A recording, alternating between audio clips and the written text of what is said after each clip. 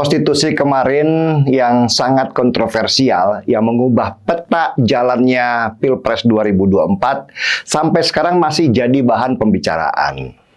Ya gimana nggak jadi bahan pembicaraan? Prosesnya aja janggal sehingga terjadi protes di mana-mana. Mulai dari protes dari guru-guru besar tata negara dan administrasi negara dari seluruh Universitas Indonesia, para mahasiswa yang turun dan demo ke jalan, bahkan sampai salah seorang hakim konstitusi turut berkabung atas adanya prahara di dalam institusinya sehingga marwah institusinya ambrol ke bawah. Tapi pertanyaannya, apakah keputusan Mahkamah Konstitusi yang meloloskan Gibran kemarin itu sudah otomatis berlaku? Ini yang menjadi pertanyaan besar, karena banyak pakar yang mengatakan bahwa Komisi Pemilihan Umum atau KPU itu nggak boleh serta-merta menerbitkan PKPU atau peraturan KPU.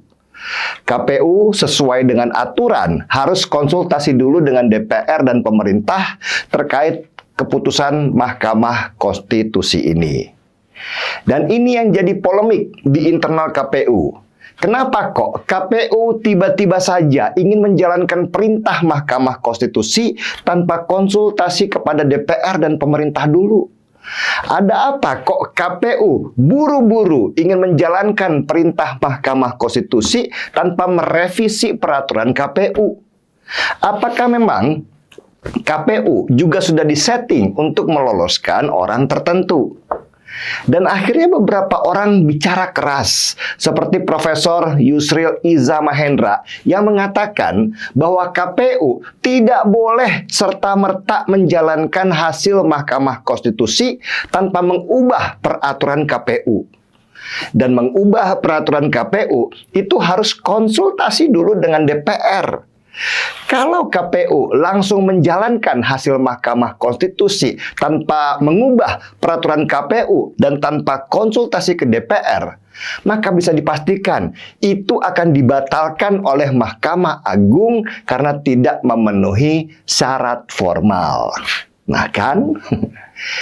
Karena mendapat protes dari beberapa kalangan, KPU pun akhirnya merevisi dulu peraturan KPU yang sudah disetujui DPR kemarin dengan peraturan KPU yang baru yang sesuai dengan hasil dari Mahkamah Konstitusi.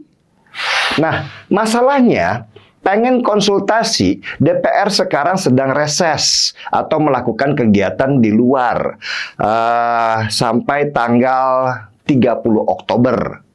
Dalam masa reses ini, DPR tidak boleh mengadakan rapat dengar pendapat, rapat kerja tanpa persetujuan oleh pimpinan DPR. Oke, pertanyaan berikutnya, apakah DPR bisa tidak setuju nantinya dengan revisi peraturan KPU baru yang berdasarkan hasil dari Mahkamah Konstitusi? Ini yang menarik, karena menurut Arya Bima, anggota DPR RI, hasil keputusan dari Mahkamah Konstitusi yang membolehkan usia 40 tahun dan sudah pernah menjadi kepala daerah, itu harus mengubah undang-undangnya dulu. Dari perubahan undang-undang sesuai putusan dari Mahkamah Konstitusi inilah yang akan dipakai oleh KPU untuk merevisi peraturan terbarunya. Jadi, merevisi peraturan di dalam KPU itu harus berpatokan dengan undang-undang. Karena nggak sembarangan. Kalau undang-undangnya tidak diubah, ya nggak bisa direvisi lah peraturannya. Nah, akhirnya pertanyaan yang paling besar, yang paling menarik semua buat kita. Apakah Gibran akhirnya bisa gagal nyalon kalau KPU tidak bisa merevisi peraturan karena mengubah undang-undang itu juga butuh waktu yang tidak sebentar. DPR lah yang harus jawab ini semua dan harus mengedukasi kita. DPR harus undang tuh KPU dan diskusikan secara publik terkait permasalahan batas usia capres dan cawapres ini. Supaya nggak timbul kasakusuk baru yang membuat rakyat bingung dan akhirnya membangun ketidakpercayaan yang luas kepada lembaga-lembaga negara. Ayo kita tantang segera DPR, panggil segera KPU biar jelas semuanya. Seruput dulu kopinya.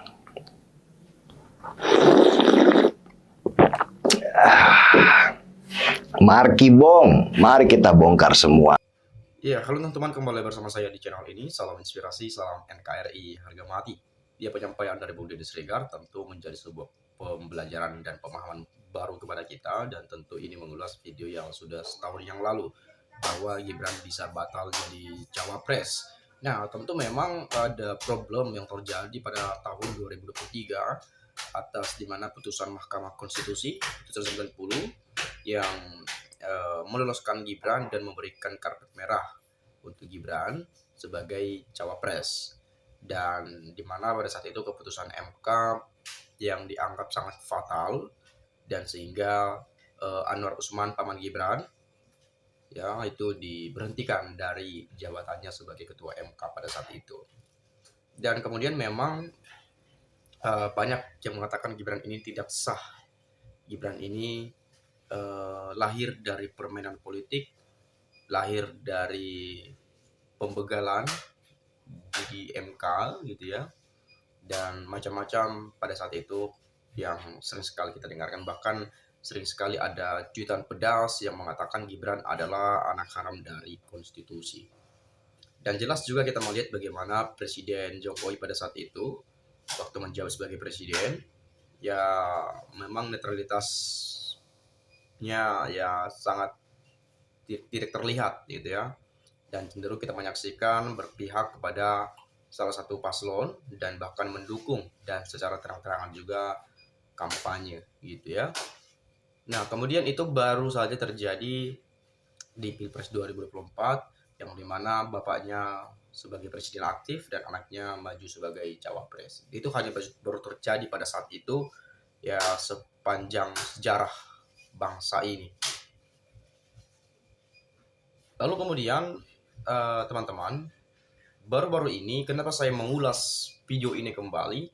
Dengan jelas kita juga akhir-akhir ini menyaksikan ada tuntutan dari para purnawirawan TNI yang menuntut pergantian wakil presiden lewat MPR.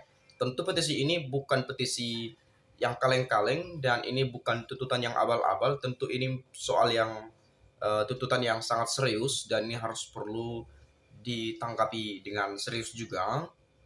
Dan ini penyampaian dari para purnawirawan TNI yang artinya mereka punya akses, dan ini mungkin didasari melalui kajian-kajian yang sudah betul-betul ya, sehingga muncullah tuntutan ini dari forum yang mereka lakukan, atau dari hasil forum para purnawirawan ini ada 8 tuntutan. Yang ke-8 yaitu menuntut agar wakil presiden diganti, yaitu Gibran Rakabuming Raka melalui MPR.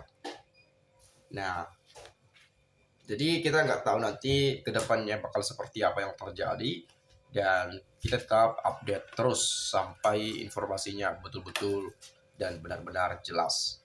Nah, kalau saya melihat di sini penyampaian dari Bung Deddy Siregar tadi, saya rasa teman-teman juga sudah memahaminya tadi ya, dan kita sudah mendengarkan secara bersama. Dan di sini saya coba lihat ya dari penyampaian Adrian Berkeley ya. Kita sedang pilih presiden bukan wakil. Wakil bisa tidak berfungsi kalau presiden tidak beri tugas. Buktinya wakil presiden sekarang jadi pilih presiden bukan wakilnya. Nah, jadi memang sering sekali dikatakan ya udahlah nggak apa-apa lah, atau juga Gibran jadi ban serap, atau juga Gibran juga tidak bakal dipakai oleh Pak Prabowo juga kok. Dan itu terbukti sekarang. Dan tetapi sangat disayangkan sekali ketika seorang wakil presiden ya fungsinya kita nggak tahu ngapain aja, apa saja yang dilakukan, apa saja kontribusinya untuk pemerintahannya sendiri, apa kegiatan-kegiatan yang dilakukan, apa tugas-tugas yang beliau laksanakan misalnya. Ya sayang sekali kalau kita melihat nggak ada tugas-tugas yang dilakukan kalau dari sisi wakil presiden. Ya harusnya bagaimana ini bisa bekerja sama gitu ya, saling mengingatkan, tukar pikiran dan lain sebagainya. Tapi yang kita lihat kayaknya nggak ada sama sekali gitu ya yang kita lihat. Tetapi di luar apa yang kita asumsikan ya kita nggak tahu juga lah gitu ya. Dan kemudian itu terbukti kalau kita melihat beberapa kali Pak Prabowo mengutus, tetapi yang diutus bukan Gibran sebagai wakil presiden, tetapi malah menterinya, bahkan kemarin ke Vatikan di pemakaman Paus Fransiskus yang diutus oleh negara itu Pak Jokowi. Nah, kita nggak tahu Pak Jokowi diutus oleh negara atau diminta atau meminta diutus untuk pergi ke sana. Nah, karena banyak juga yang ini agak konyol juga sih menurut saya, banyak penyampaian-penyampaian yang sering saya lihat. Ya wajar lah kalau Gibran diutus mah nanti malu-maluin Indonesia. Biarkan aja orang yang nggak tahu malu pergi ke sana. Nah, jadi banyak sekali yang mengatakan hal-hal seperti itu di komentar-komentar yang saya baca-baca ya. Banyak sekali sudah pendapat komentar-komentar teman-teman ini yang saya ketahui semuanya. Pendapat teman-teman masyarakat Indonesia, keluhannya bagaimana, saya sering sekali sudah tahulah ya. Sudah banyak sekali membaca. Nah, di sini kita lihat lagi dari Mita Vansuri. Dari awal pencalonan sudah kasak-kusuk cari celah buat bisa ikut kontestasi Pilpres. Apalagi nanti saat pelaksanaan Pilpres pasti akan menghalalkan segala cara untuk menang agar syawat kekuasaan bisa tetap berada di tangan orang-orang dan kelompok mereka. Ternyata 2 kali Pilpres kemarin aku salah pilih pemimpin. Tapi di periode pertama Jokowi itu masih luar biasa loh ya. Tapi masuk periode kedua, apalagi di akhir jabatannya itu terlihat sekali dengan jelas bagaimana beliau menghalalkan segala cara, melakukan segala cara gitu ya, agar ada penerusnya lah kurang lebih seperti itu. Ada yang meneruskan dia. Barangkali sekarang Gibran jadi wapres, siapa tahu di tahun 2029 maju sebagai capres. Bisa-bisa wakilnya Kaisang. Luar biasa kalau sampai itu terjadi. Ya, kita nggak tahu lah ya. Dan sekarang tuntutan itu juga kita belum tahu kepastiannya seperti apa nanti ke depannya ya. Apakah beneran diganti atau ini hanya panas-panas, sekedar panas saja gitu ya. Nah, ini coba kita lihat. Jokowi berbelok ke Cendana, Cikeas dan CIA. Blok pembohong dan pengkhianat sudah bertentangan dan berhadapan dengan sosok Ganjar dan Mahfud. Udahlah, biar saja hanya Allah yang tahu, nanti tetap berjalan. Yuk, terus siapa yang menang, siapa yang kalah Pilpres, jujur dan adil. Nah, itu yang kita inginkan, jujur dan adil itu, tetapi mana buktinya sampai sekarang pun tak ada. Dan mungkin teman-teman punya pendapat lain ya bolehlah nanti silakan sampaikan di video ini. Itu saja dari saya minta maaf kalau ada penyampaian yang salah dan kata-kata yang tidak menyenangkan. Sekali lagi, dilarang baper, salam inspirasi, salam NKRI, harga mati.